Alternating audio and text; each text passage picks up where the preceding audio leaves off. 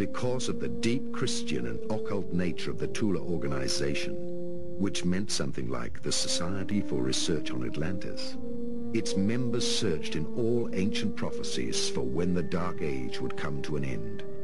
In his last days, Jesus revealed something about the days to come. These old secret prophecies revealed by Jesus to his apostles said that the beginning of salvation would spread from a country behind large mountains, where a great leader by the name of Elijah would be born. Jesus turned around while talking and pointed to the Roman legionnaire Longistus, who was a German mercenary. As a result, the German lodges believed that this secret gospel of John revealed that the land was Germany, the large mountains being the fortress of the Alps, and that the mentioned leader was already incarnated. He would free the world through the final battle in order to initiate the 1,000 years empire of peace and the return of Christ. This is how the Tula interpreted Christ's speech. In about 1,000, plus not quite 1,000 years, you will be reborn together with Elijah to free the world. He meant the 2,600 Essene followers who were Atlantean descendants.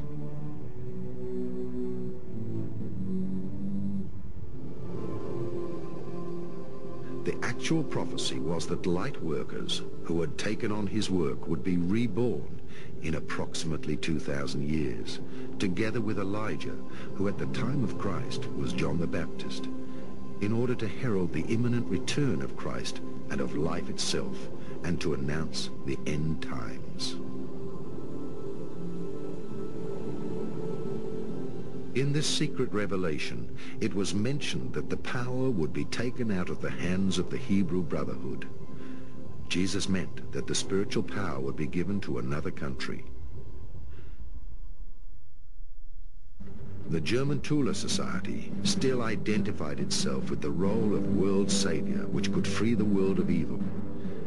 This idea became the heart of its anti-Semitic teachings. When this occult sect thought it was freeing the world of Atlantean Freemasonry through the Second World War, it expected part of this secret prophecy to be fulfilled. The brother war of the two priesthood castes of Atlantis was reenacted in the Second World War through the Tula Society. The members believed themselves to be Christ's followers, fighting the battle for freedom from the Hebrew lodges. Yet these souls of the Third Reich were the other brotherhood of Babylon, which had lost power. The brothers from Agartha, who in their previous high culture in Babylon had lost against the Hebrew priesthood. The Second World War was a continuation of the Atlantean Brother War. It was karma, which is the greatest mystery, revealing that in fact the Jewish and the Germanic roles had emerged from a common Atlantean past. The story of Agati and Shambhala is also impressively described in a novel by Russell McLeod, The Black Sun of Tashilonpo. The novel is about the battle between these two forces, and in one part of the story, a 91-year-old former SS in Tibet tells a journalist pursuing the story how these two forces behave. He relates how Agati and Shambhala and their legend have intervened in real history. Shambhala und erzählt ihm, wie diese Legende in die Realgeschichte eingegriffen hat. Therefore, the Tula Society was a precursor to the original cell of the NSDAP, in actual fact, an extension of Agati. The successors of Sebottendorf, Dietrich Eckart, and in his trial Karl Haushofer, initiated Hitler into this legend. They made it clear to him that what he represented in the National Socialism was the work of Agati, and that Agati fought against its opposite Shambhala, which at the time, and even later, had primarily gathered forces in the Freemason lodges and in the organizations of the Jews. Freimaurerlogen und in Organisationen des Judentums. That is the story behind it all. Churchill and Roosevelt were the leaders of the Freemason Brotherhood, and Hitler was the leader of the Tula Society and the New Templar Order. In the prophecy stating that at the time of the return of Christ, the head of the serpent would be crushed, it was not meant that the Freemasons and the Illuminati would be violently destroyed. On the contrary, it meant that through the return of the inner cosmos, the Christ powers would depossess the world powers through the overcoming of polarity in man. When the Eagle, that is the Space Brothers, has landed, there will be no world powers left, because from then on, there will only be ascended and conscious beings on Earth. They will have lived through the resurrection and will be connected to their inner truth. The return of Christ, thus, is the revelation of the planetary spirit in man, out of which he can read the whole truth himself. And thus we can perhaps only guess that the apocalypse, to a great extent, will take place in the mind of people and only partially in the outside world. The true light children and Christ followers were to be born much later, and their mission is more healing of the earth through the overcoming of polarity than the waging of wars. The Tula organization believed then that the new golden age had already started, and that Elijah and the great Atlantean souls had already been born to release the world from the dark forces. When Dietrich Eckart von Sebottendorf and his followers consulted several spiritual mediums, the name of the young officer Adolf Hitler was mentioned to them through the astral world.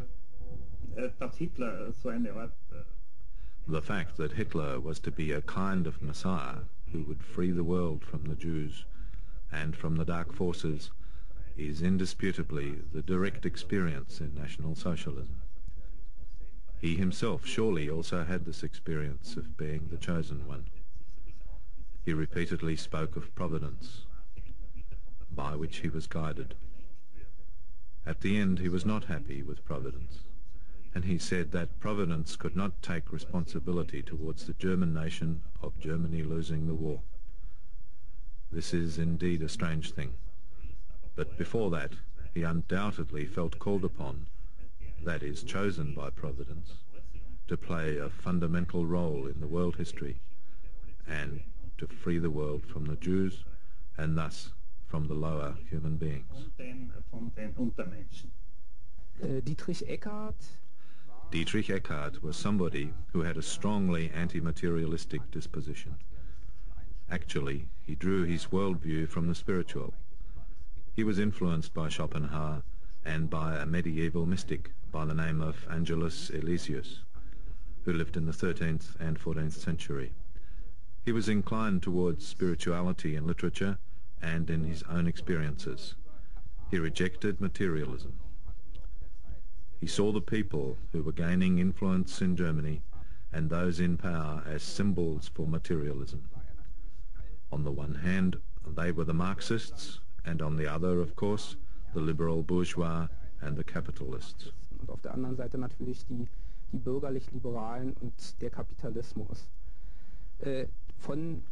These spiritual ideas by which Eckart had been strongly shaped were surely passed on to his pupil, Adolf Hitler. Adolf Hitler's occult past already began during his years of study in Vienna. He read Nietzsche's Superhuman, Übermensch, studied the secret teachings of Helena Petrova Blavatsky, the secret revelations of John, and regularly attended the lectures of Guido von List. He was definitely a subscriber to the occult magazine published by Lanz von Liebenfels, which already glorified the racist madness, the male sun cosmologies, and Aryan culture.